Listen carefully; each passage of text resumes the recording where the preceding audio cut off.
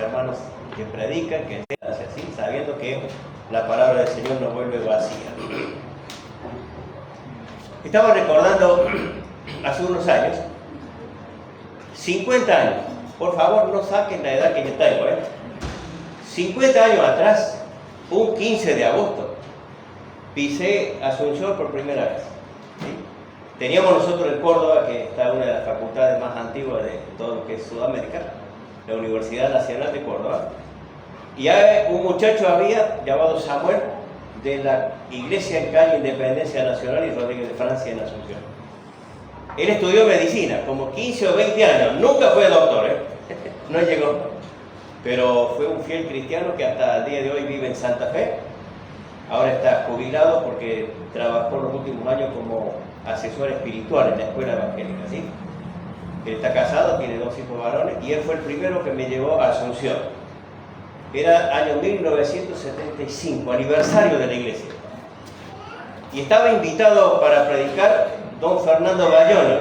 Y esto es toda historia, ¿no? Don Fernando Bayoni fue, ustedes han escuchado de Billy Graham, el evangelista más grande de estos últimos tiempos. Y el que le seguía a Billy Graham fue don Fernando Bayoni, un hermano español.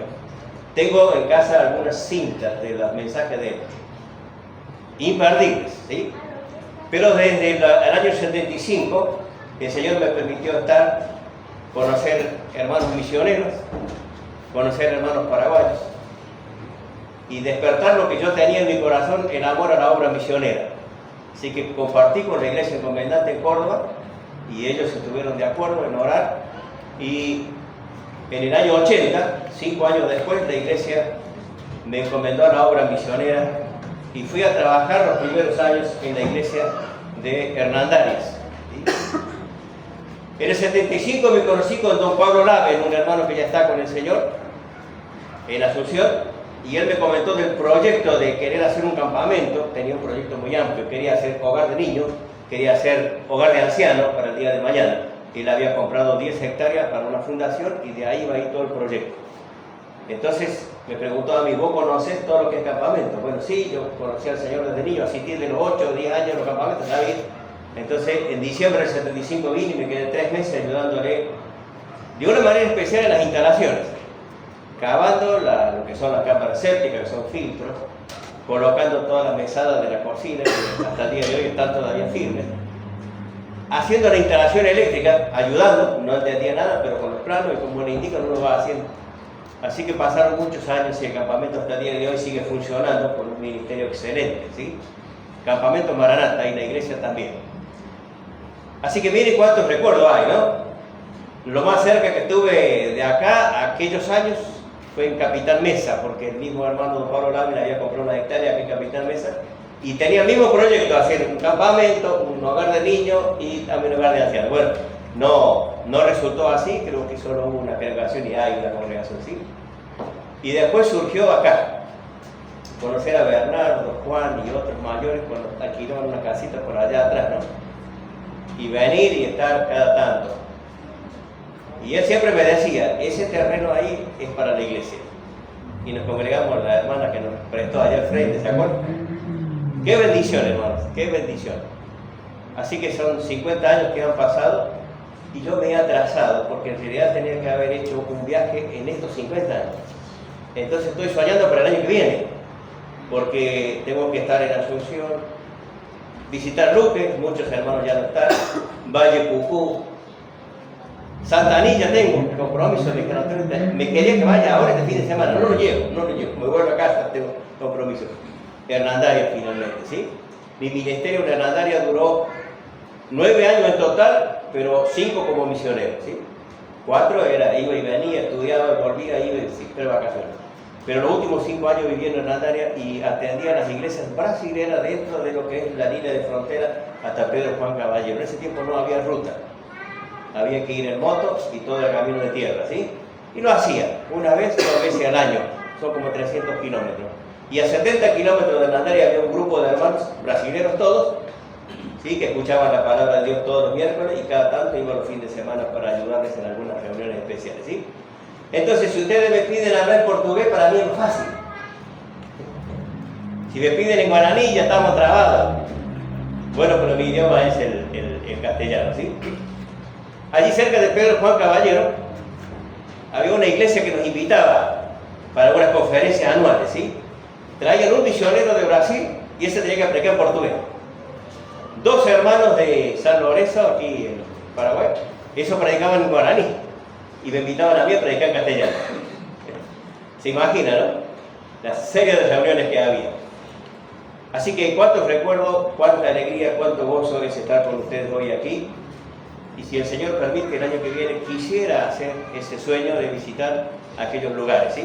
Por ahí nos escribimos con algunos que eran chicos y ahora ya son viejos, ¿sí? Ya son abuelos. Dice, Antonio, ¿cuándo vas a Borde? Bueno, algún día el Señor me va a llevar, ¿sí? Como digo, algunos hermanos ya no están, ya partieron la presencia del Señor.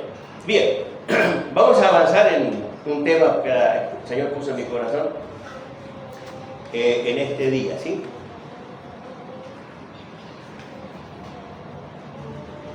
Quiero hacer una referencia a la palabra temor, ¿sí? Porque en el castellano suena de 2 maneras.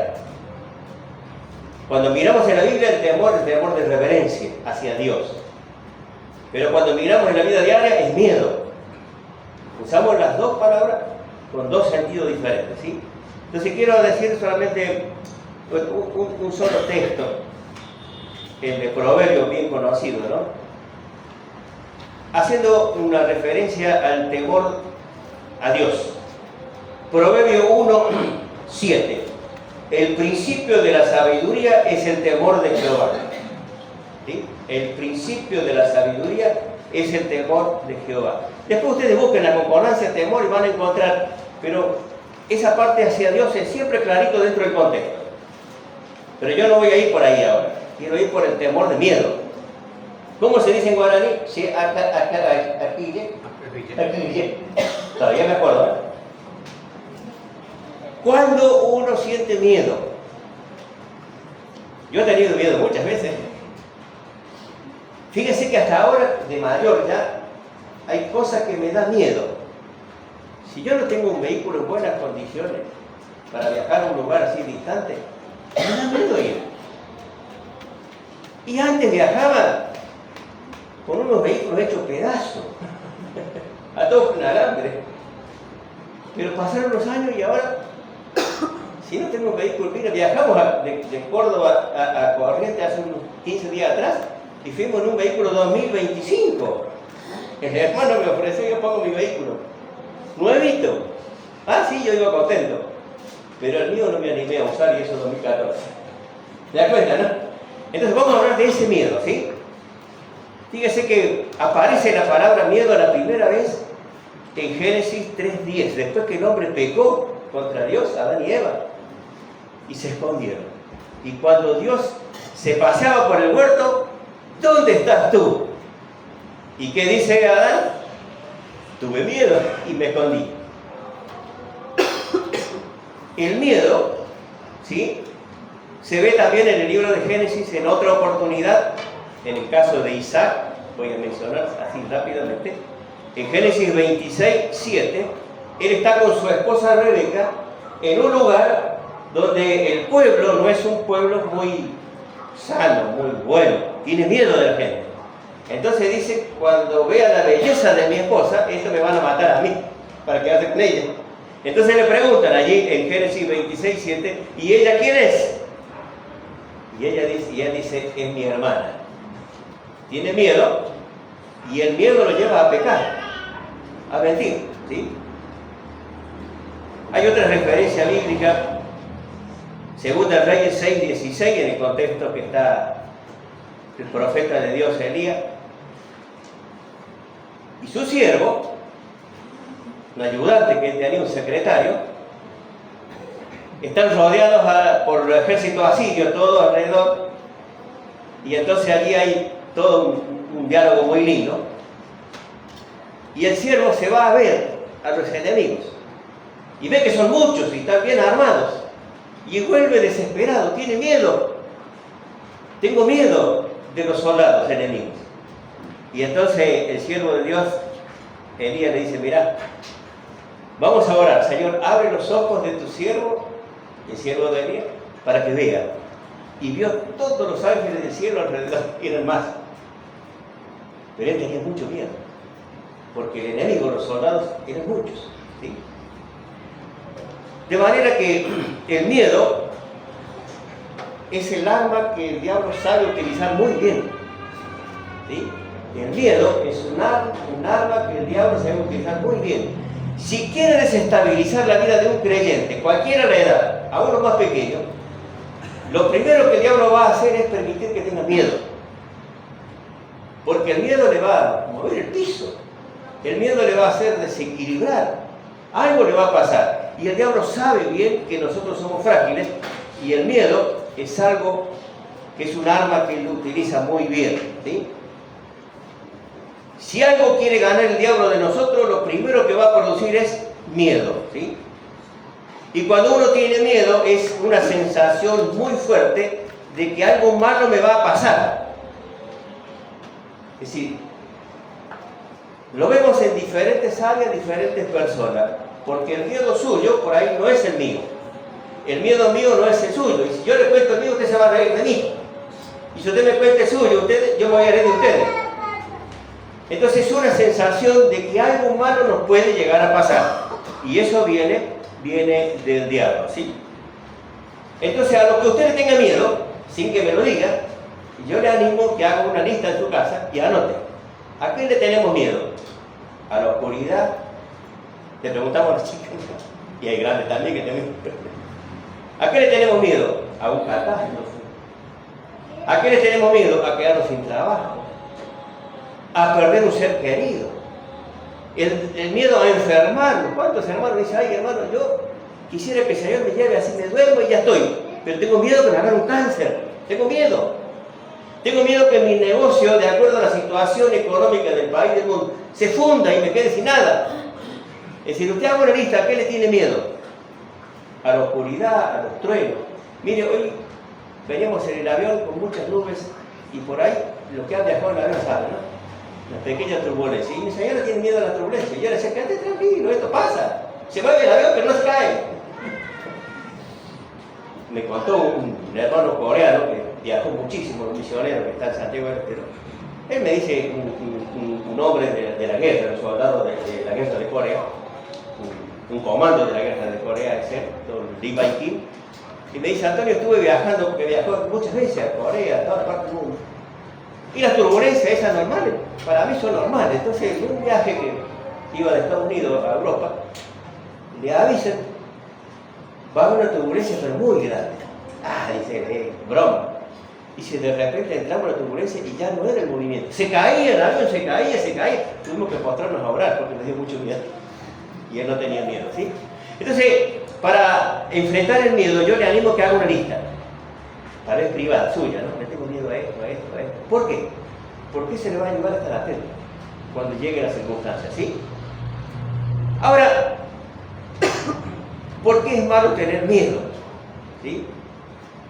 Hay una sola respuesta. ¿O qué tiene de malo tener miedo? El miedo me lleva a desconfiar de Dios. Eso es lo malo. Siempre el miedo me va a llevar a desconfiar de Dios. Cualquier circunstancia de la vida, ¿sí? La que usted anote. Si usted se deja atrapar por el miedo, lo va a llevar a dudar de Dios. Y es lo que Dios no quiere, y es lo que el diablo sí quiere, que usted dude de Dios, ¿sí? Entonces, el peligro y lo malo es no tener miedo, sino dejarse llevar por el miedo y dudar de Dios, no confiar en Dios. Entonces, ¿cuál sería lo contrario al miedo? La fe. Van a encontrar siempre en la Biblia que lo contrario del miedo es la fe, ¿sí? Entonces Pedro escribe en 1 de Pedro 5:7, dice, echando toda vuestra ansiedad sobre Él, porque Él tiene cuidado de vosotros. Usted puede poner todos los miedos, todos los miedos, porque Él tiene cuidado de vosotros. 1 Pedro 5:7. Hay muchos textos más, Filipenses 4:6, mi Dios pues suplirá todo lo que os falta conforme a su gracia en Cristo Jesús. ¿Qué me está faltando? ¿Salud? Dios prometió suplir. Me está faltando dinero, trabajo, me está faltando paz, tranquilidad. Dios está dispuesto a proveer, ¿sí? Hay muchos textos bíblicos que hablan acerca de la confianza plena en Dios. Les animo también a leer el Salmo 121, que es el Salmo del viajante, ¿no? Salmo, voy, vengo, ¿sí? Aquel Salmo donde dice, ¿de dónde vendrá mi socorro? Mi socorro viene de Jehová, que hizo los cielos y la tierra. El miedo, como vimos en el caso de Adán, que se escondieron, lo mencionamos rápidamente en el caso de Isaac, mintió. Entonces tenemos que tener en cuenta que el miedo nos puede llevar a defraudar a Dios, a tomar actitudes incorrectas frente a Dios. Recordemos que el propósito del diablo al permitir el miedo es que nosotros dudemos de Dios. Y cuando dudamos de Dios nos equivocamos y seguro que vamos a tomar decisiones erradas. Seguro, ¿sí? Entonces tenemos que confiar en Dios. El miedo puede hacernos que le fallemos a Dios, que hagamos cosas y tomamos decisiones incorrectas, ¿sí?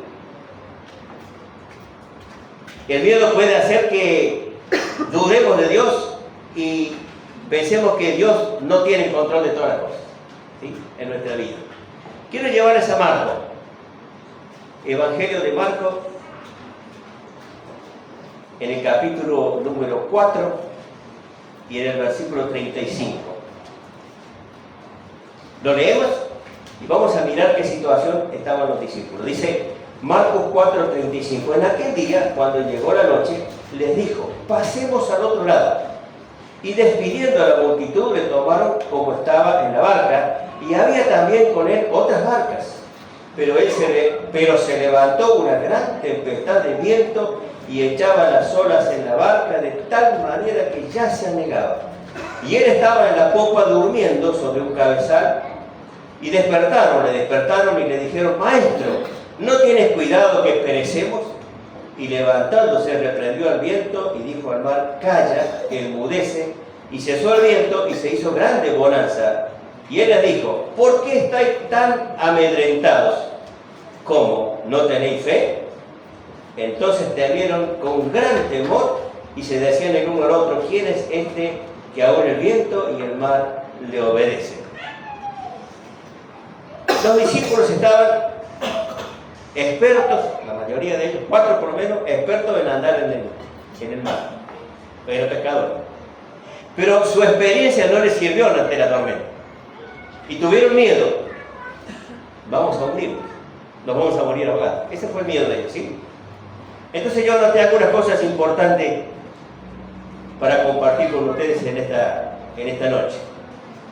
En primer lugar, el Señor Jesús siempre estuvo sentado en la barca y estuvo durmiendo también, ¿sí?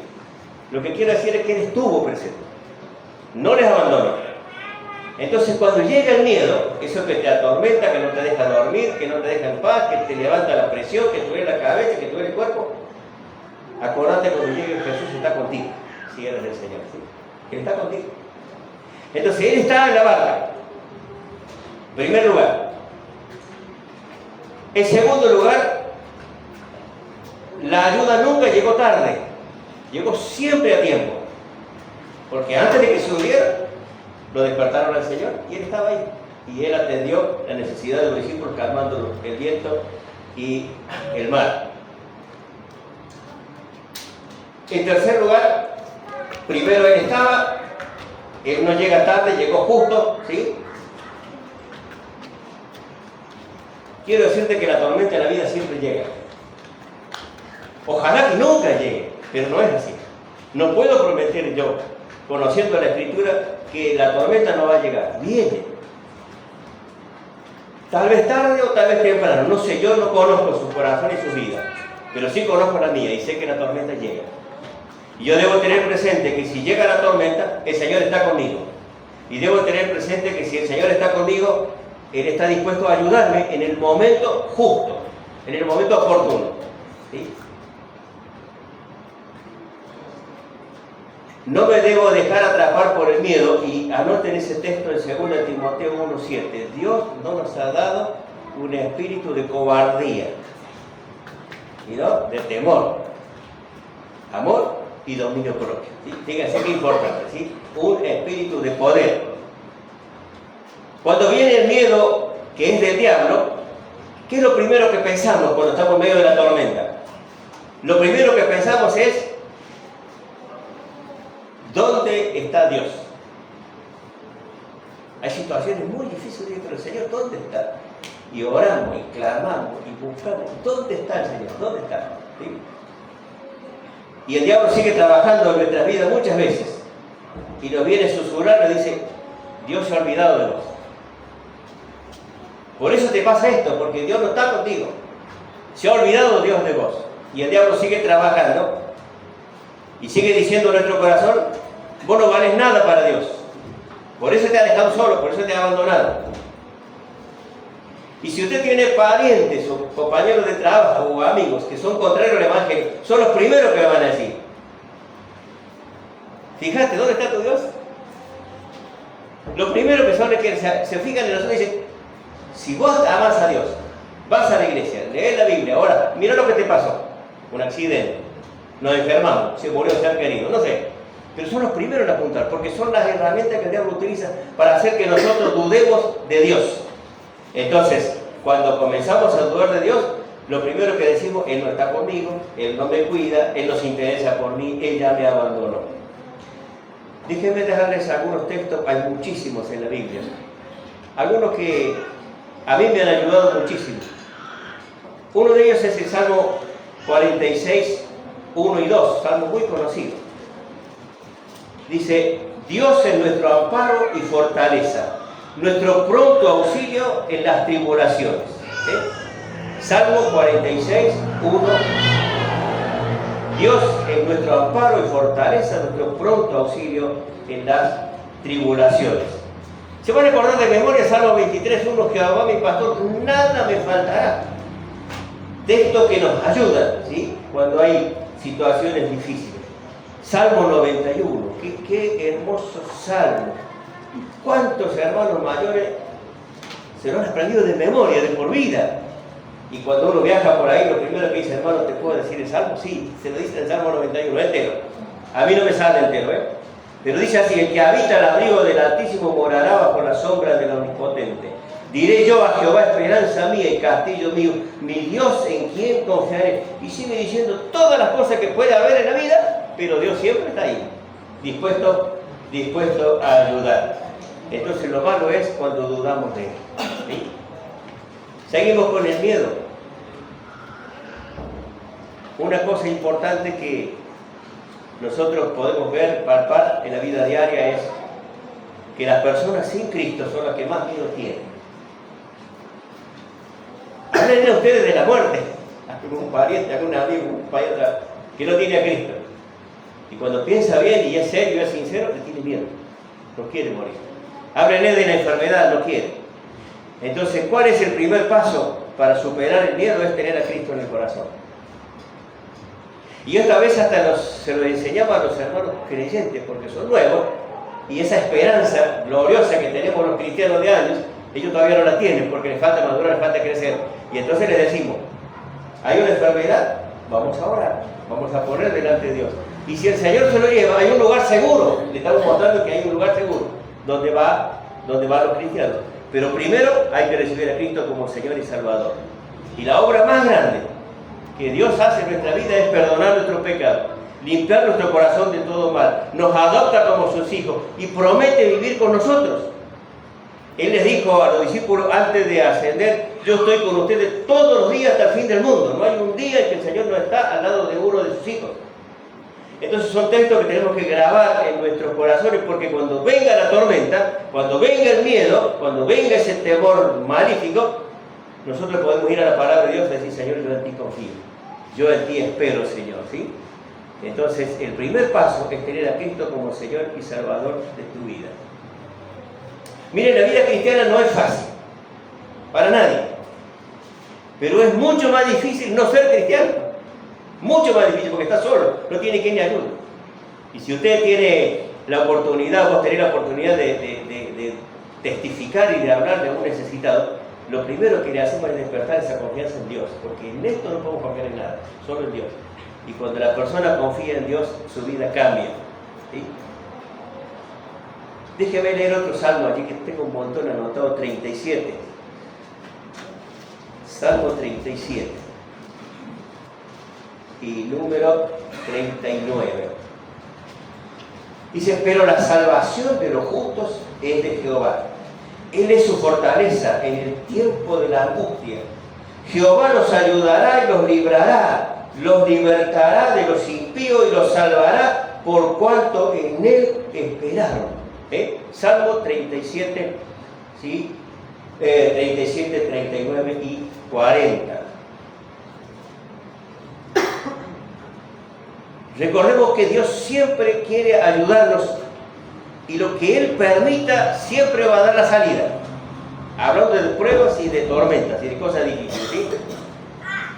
Quiere ayudarnos para que podamos tener siempre una actitud correcta y sigamos confiando en Él, cualquiera sea la situación. Ustedes van a encontrar en la Escritura que una y otra vez habla de seguir adelante.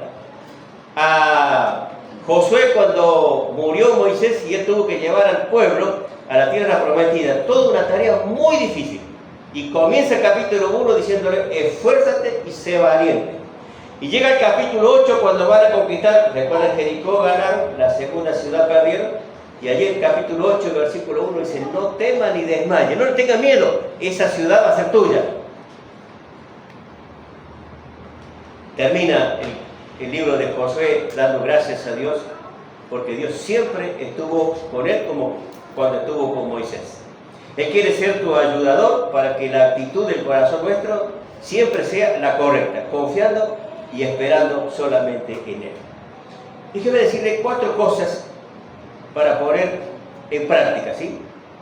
Uno tiene que ver lo que dice la Escritura y después qué hacemos ahora, ¿sí? ¿Cómo salimos? En primer lugar, cuando llegue la tormenta y llegue ese momento difícil, situaciones que nos causan mucho miedo, ¿sí?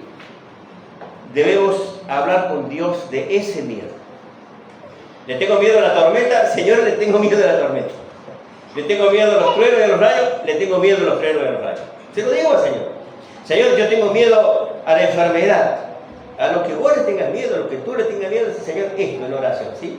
Ayúdame a superar esta situación que no puedo, ¿sí?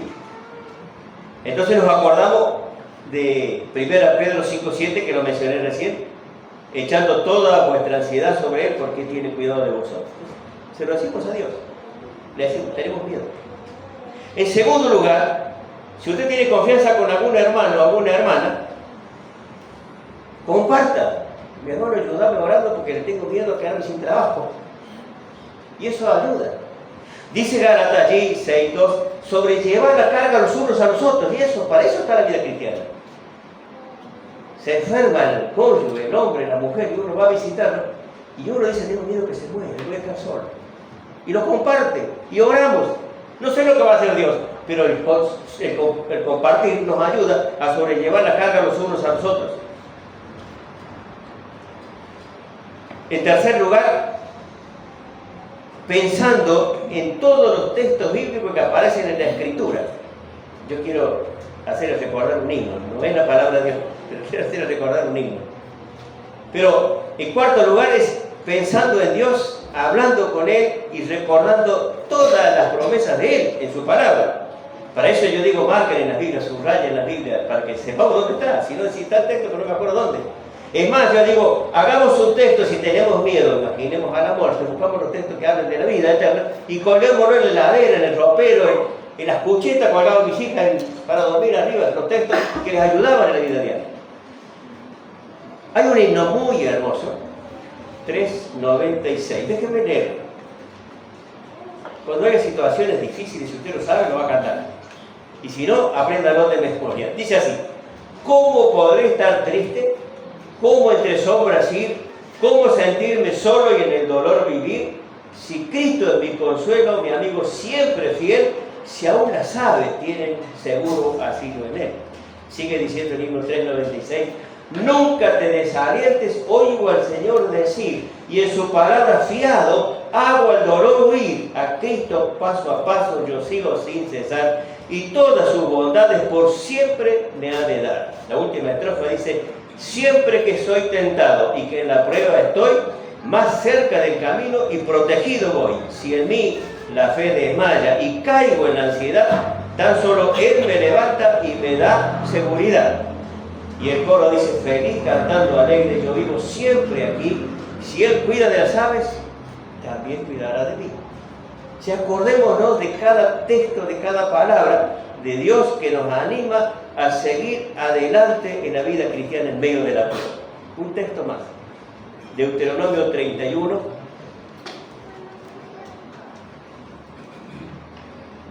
Y versículo número 6. Esforzaos y cobrad ánimo.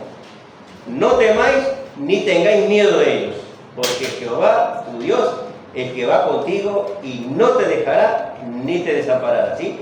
Márquelo bien en su Biblia. Deuteronomio 31, 6. Lo leemos de nuevo. Esforzaos y cobrad ánimo. No temáis ni tengáis miedo de ellos, porque Jehová, tu Dios, es el que va contigo, no te dejará ni te desamparará.